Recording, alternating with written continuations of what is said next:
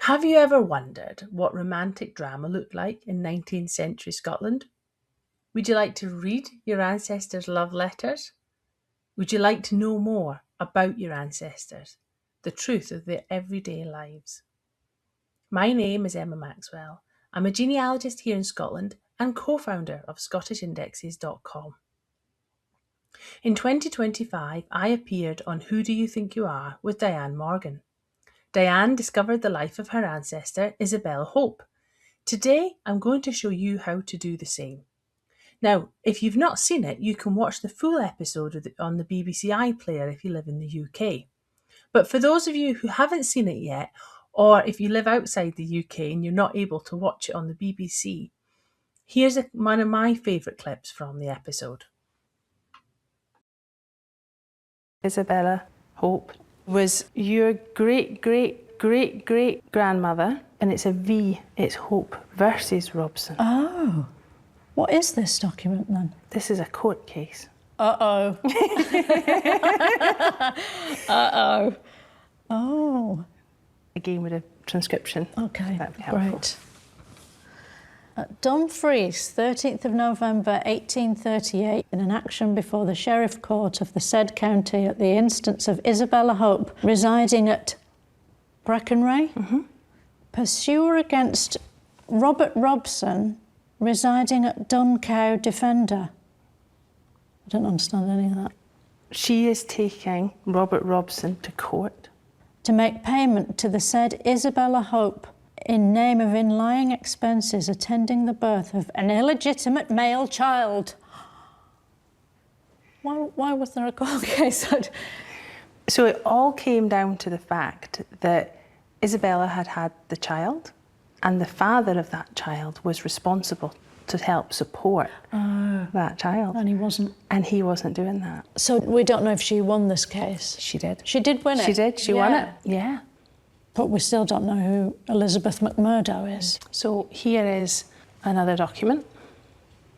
Isabella Hope. That's right. Read that. John McMurdo. Yeah.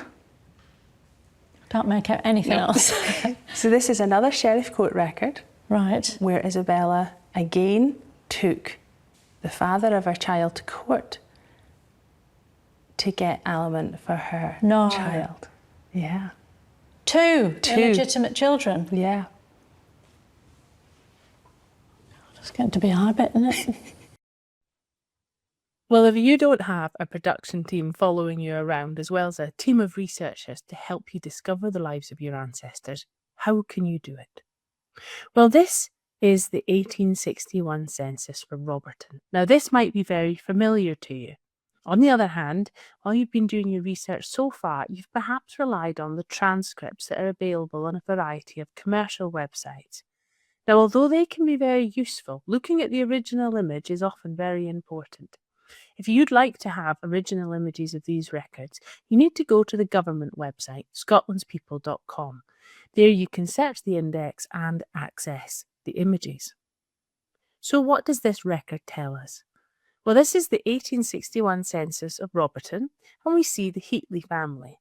We have James Heatlie, who is a ploughman, and his wife Christina, and their two daughters, aged 13 and 8. We also have a grandson named Adam Nicol, aged 4, and a granddaughter named Barbara Heatlie, aged 2. Now, when you see an entry like this, always try to work out who the parents of the children are. Sometimes that might be obvious and it might be expected. There's all sorts of reasons children could be staying with their grandparents on census night, just as they would today. They could just have been visiting their grandparents and happened to be at the house at that time. Or they could be living with their grandparents. It may be that their parents were away working and their grandparents were looking after them. I've headed to the government website, Scotland's People, and searched for Barbara. Do you notice though, I've not actually searched for Barbara. I've searched for Barb star, HE star, T star, E star. Now why would I do that? This is wildcards. These asterisks represent different letters that could be there. And the reason I do this all the time, is because records are often spelt in unexpected ways. So in fact, she does come up, but notice she comes up as Heatlie, not Heatlie, as we would expect. So make good use of wildcards because it will enable you to find records that otherwise might be almost hidden because of the way that somebody's name has been spelt. Right away, we see that Barbara Heatlie was illegitimate. So what does that mean? Well, her parents were not married. Barbara's mother was Agnes Heatlie and her father was Arthur Bell, a farm servant. Civil registration began in Scotland in 1855, and on birth certificates, the father's name only appears under certain circumstances. Now, if the couple were married, his name will appear on the certificate, or if he went along and signed the register with the mother of the child, it would appear. Another reason the name appears on the certificate is as a result of a court action. Notice on this entry there's a long note in the margin of the register. What does this tell us? Let's zoom in on it. It says, in an action relating to the paternity of a child named Barbara Heatlie, born December 28, 1858, at the instance of Agnes Heatlie, Nowton Head, Minto, against Arthur Bell, farm servant at Clary Law Moor, the Sheriff of Roxburghshire, on the 20th day of June 1859, found that the said child was the illegitimate child of the parties aforesaid. So Agnes had given birth to Barbara. She then took Arthur Bell to court, claiming he was the father of Barbara, and she won the case. Now, in the early years of civil registration, we see this note squeezed in the margin of the register, and it can be quite difficult to read. Later, these were recorded in the Register of Corrected Entries. ScotlandsPeople has these, and they're linked to the registers, so they're nice and easy to find. So we've now answered the question as to who Barbara was. We saw her in the census, and we now know who she was and who her parents were. But what more can we find out? Well, we now know that there was a court case, so let's follow that up and see if we can find surviving records.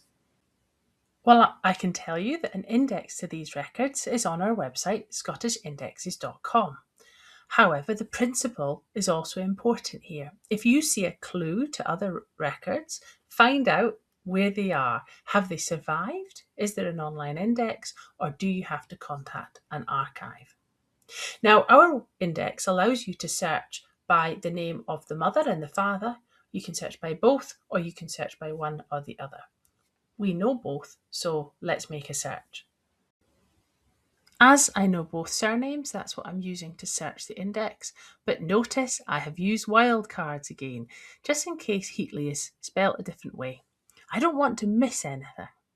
If you get too many results using wildcards, you can always go back and narrow down your search.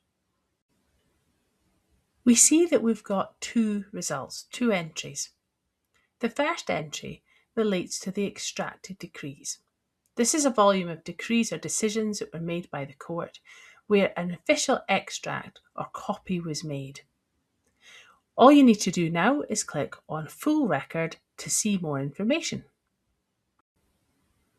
We now see the names of the parents and the date of birth of the child. Interestingly, what we don't see is the name of the child. Now that's because it's rarely given in the court documents. We also see the reference to the original record, which is held by the National Records of Scotland in Edinburgh. You can head to Edinburgh to look at the original, or you can use our research service to view the original. So this is the volume that we've indexed. We see 3 cases on this page. Each one starts with the name of the parties in the margin. That's fairly typical. And here we see Heatlie versus Bell. So that starts in the middle of the right-hand page and then goes onto the page overleaf. The extracted decrees in these volumes tell us the basic facts of the case. For example, we'll learn how much money Arthur was to pay to Agnes and for how long. On this occasion, the aliment was to be paid until the child was 10 years old, which by modern standards would seem very, very young, but that was fairly standard at the time. Do you remember though, when we first made our search, there were 2 results. So we've looked at the top one, the extracted decrees, but we also have something called Sheriff Court processes. What are these? Well, this is the paperwork of the court. Now, these are not all indexed, but before 1860 they usually survive.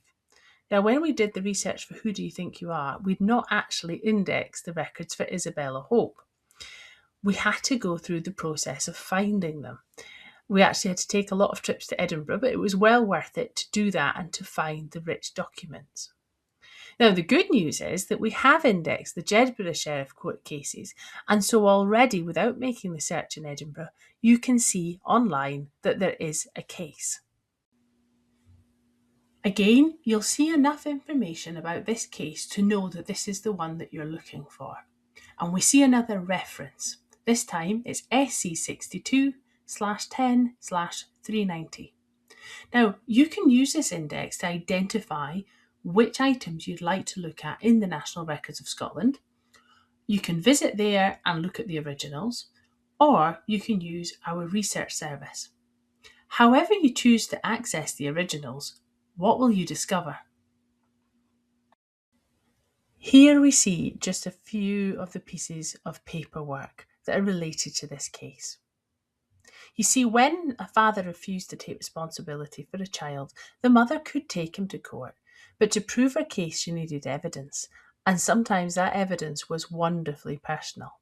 Love letters, the kind people never expected anyone else to read. Now, cases vary, and not all Sheriff Court cases contain love letters, but for this particular case, we took 79 images to copy the entire case, so it is quite extensive. Let's dive into it and see what gems Agnes has left behind for us. We learn first of all that from Martimas 1857 to Whitsunday 1858, Agnes, so Agnes is the pursuer in this case, she's brought the case about, she was a servant to Andrew Learmouth, who was a hind at Ashybank. Arthur Bell, so that's the defender in the case, he was a servant at Littlecote, a farm adjoining Ashybank. Now, it's quite usual for farm servants to be contracted for a few months. The terms were Whitsunday to Martimas and then Martimas to Whitsunday. So Whitsunday was the 15th of May and Martimas the 11th of November. Farm workers often changed employer on these days, so already we're starting to see a little bit of history here of how life used to be for our farm working ancestors. Whenever I see farm names, I want to look at a map. I want to see where these people were living and where they were working. Now, I was able to find Ashybank on a map available from the National Library of Scotland. Their map section of their website is truly first class. Now, if you've not used that before, their map curator, Chris Fleet, has a presentation available, which is getting the best from the National Library of Scotland maps website for family history research. Now, this actually was presented at our November 2023 conference, but it's available to watch on our YouTube channel. Looking at the map, though, the farm next to Ashybank is Eastcote, not Littlecote. Now, at this stage, I was fairly sure that this was going to be the same farm, but it's always good to get evidence in genealogy rather than guess. So this map is an Ordnance Survey map. The term ordnance comes from the fact that the Ministry of Defence at that time was called the Board of Ordnance. It was the military who wanted accurate maps. This is why the Ordnance Survey was born, and they have been mapping Britain ever since. Now, you may also hear these maps referred to in the UK as OS maps.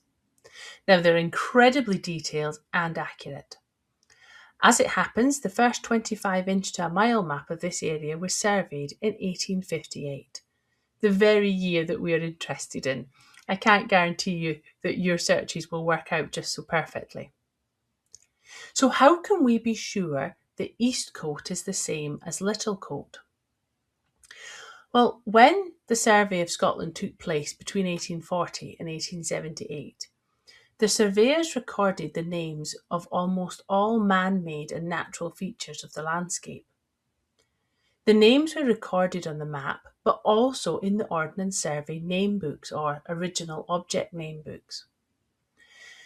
These record not just the names used on the maps, but also alternative names and alternative spellings. There can also be descriptions and observations about the features recorded on the maps, so they're very useful to use along with the map, and these are now available on Scotland's People.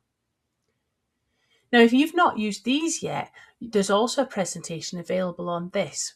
Archivist Tessa Spencer presented Introducing the Ordnance Survey Name Books and Historical Tax Rolls on Scotland's People at our November 2025 conference, and that video is also available to watch. So I went to the name books to see if there was an alternative name for this farm. But what does the entry tell me? Well, for each place or object, we see the name, alternative name, and spellings. We also see the name of the person who gave the information, the situation of the property, and a description. But look who is named as an authority on the name of this farm. Arthur Bell, farm servant. Well, that ties everything together a lot more nicely than I was expecting. And it's a really good demonstration of why it's good to look for more supporting evidence and to look at as many sources as you can. We've now got a much better idea of where these events were taking place, where Agnes and Arthur were living. Of course, you could find these on a modern map as I have here, and you could plan to visit the area. But let's for now get back to our story. Agnes and Arthur are living and working next door to each other. What happens next? So here's a quote from these court papers. Now remember, the pursuer is Agnes and the defender is Arthur. It says, in December 1858, an intimacy sprung up between the pursuer and the defender, and the defender invited the pursuer weekly or nearly so thereafter, up to the term of Whit Sunday, when the pursuer left Ashybank and went to be a servant at Broome, and the defender left Littlecote and went to be a servant at Newton. So a relationship begins a few weeks after they arrive, so that's Martimas. Then at Whit Sunday, so that's the 15th of May, they both leave for new positions. Now, this is probably what a lot of our agricultural ancestors experienced. From November to May, they were at one place, and then in May, they would go to a new position, a new farm, different people. How many friendships, how many relationships were broken at that point? Next, we're told that soon after the intimacy commenced between the pursuer and the defender made professions of the greatest attachment to the pursuer, promised her marriage, and gave her the most solemn assurances of his faithfulness. And in token of their betrothal, the defender gave the pursuer his watch. The pursuer, so that's Agnes, relying upon the defender, Arthur's said professions and promises, and at his solicitations, yielded herself to his embraces and had carnal connection with him. It said that they kept company as betrothed lovers. He was received at the house of the pursuer's parents as the intended husband of their daughter. At Whit Sunday 1858, they kept up a correspondence and continued to meet at the house of the pursuer's parents until the defender took up with another woman whom he married about the term of Martimas last. Oh dear, oh dear, oh dear. So Agnes is stating that this was a serious relationship, that despite moving away from each other, they still wrote, they still corresponded, they still met up. And then he took up with another woman and married her about Martimas 1858. So far what we've looked at is Agnes's side of the story. This is the case that she is bringing against Arthur. So what does he have to say for himself? You might have noticed while we were going through that the points that Agnes was making were numbered. Here we see his responses. Arthur accepts that she had a baby and accepts that he is also now married, but he denies everything else. He denies that they met up, he denies that they corresponded, he denies that he gave her his watch.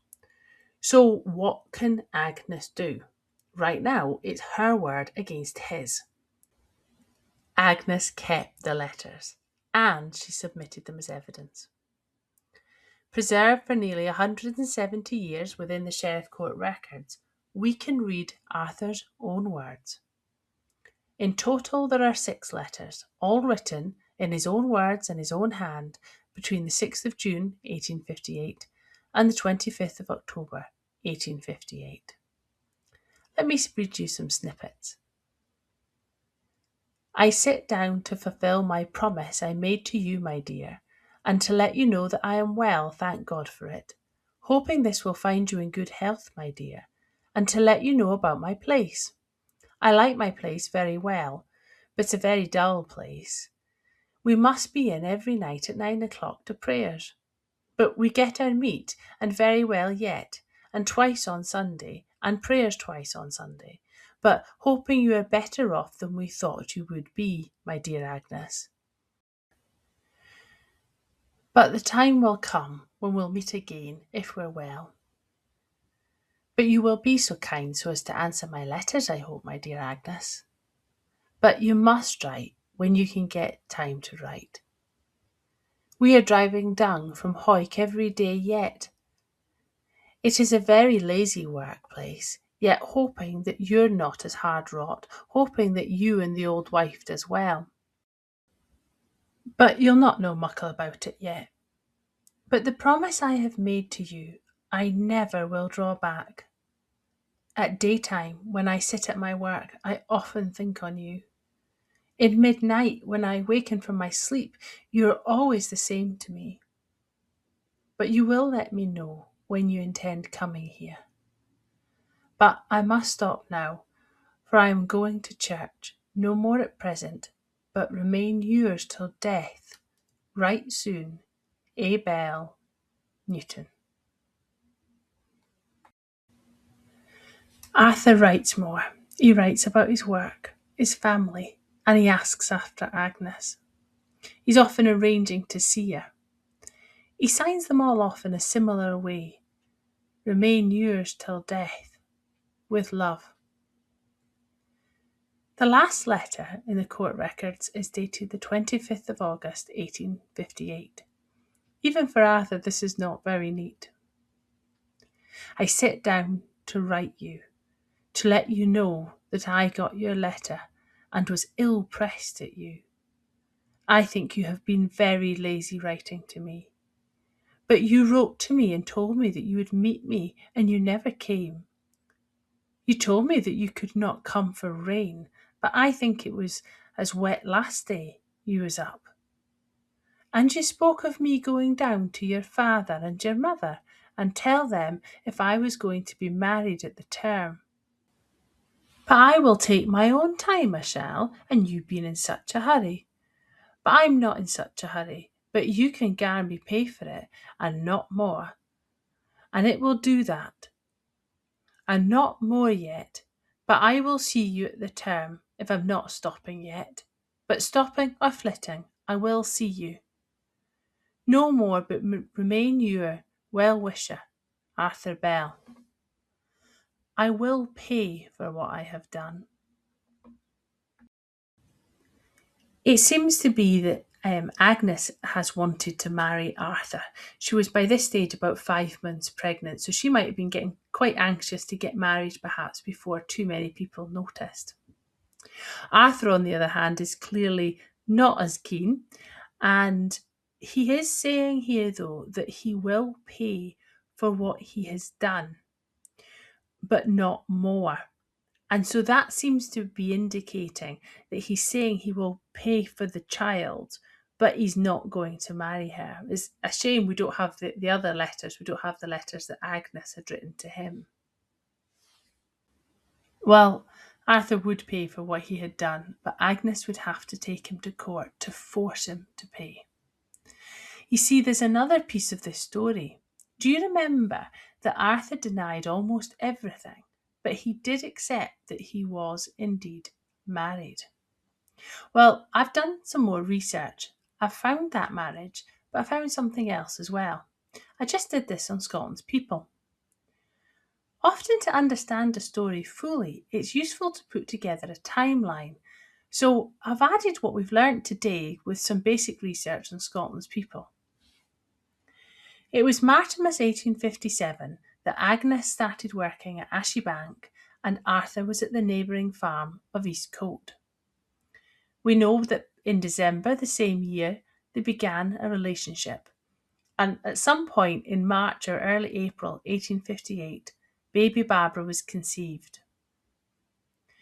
At Whit Sunday 1858, so that's May, Arthur and Agnes changed employment and residence. The last letter that we know about is dated the 25th of October 1858. Arthur writes to Agnes, "but remains yours." However, there was something else going on. From Scotland's People, we learn that on the 3rd of December 1858, Arthur married Janet Elliot.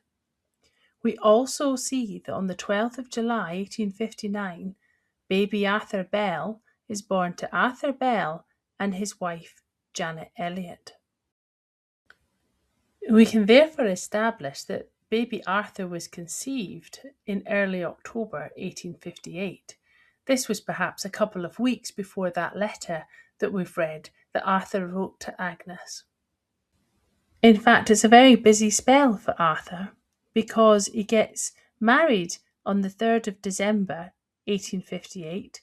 His first child, Barbara, is born on the 28th of December. By the 18th of January 1859, he's received the court summons.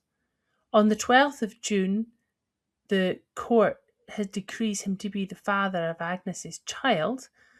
On the 11th of July, the extract decree was issued, and then on the 12th of July, his wife gives birth to Arthur Bell.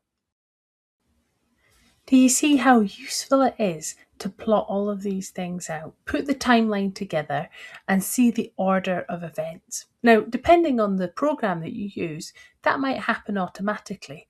However, it is still useful to think it through, to really consider what was happening in the lives of your ancestors and in what order.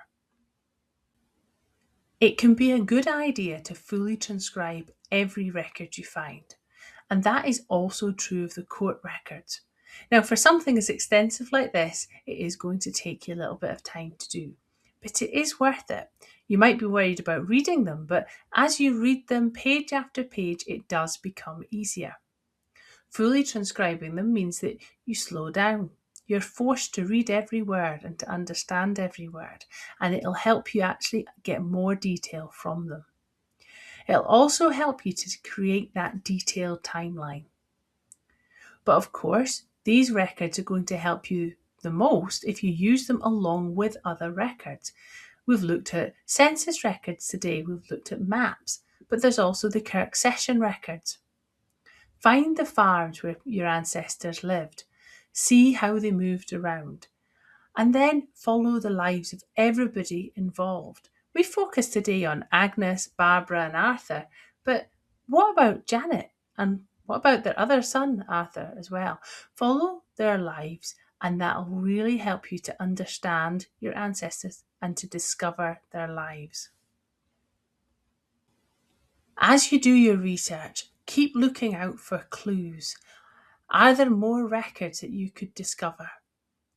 Try to find all surviving documentation, and when you found it, read it carefully. But here's another tip. Search for the unknown. What do I mean by that? Most illegitimate children lived with their maternal family. That's how we first came across Barbara. She wasn't with Arthur. In fact, if we'd only looked at Arthur, would we ever have known anything about baby Barbara? So what can you do? Well, follow the clues when you have them, but when you don't have them, search for the unknown. In our database, you can search for men only. So you've got the father or defender. Now, do you notice there, we've searched just for Arthur Bell. You can search for your male ancestors and see if they had any children that you've not stumbled across already. When you find the court records, just as we've seen, you can find amazing detail. So sometimes there's clues and always follow them, but also search for the unknown. Now, that's true for the paternity index, but it's also going to be true for prison records, for court records, for all sorts of other things. I really hope this story has inspired you to discover the lives of your ancestors. The Scottish Index's website is free. We've looked at one of our record sets today. We have many more. From our homepage, you can search all of our record sets, and you can also do that from our advanced search page. Or head to record sets and search them one at a time. We have 4 conferences a year. Click on our conference tab to find out about the next one that's coming up. And also at any time in the year, you can visit our learning zone. There's loads of articles and videos to help you learn more about tracing your Scottish family history.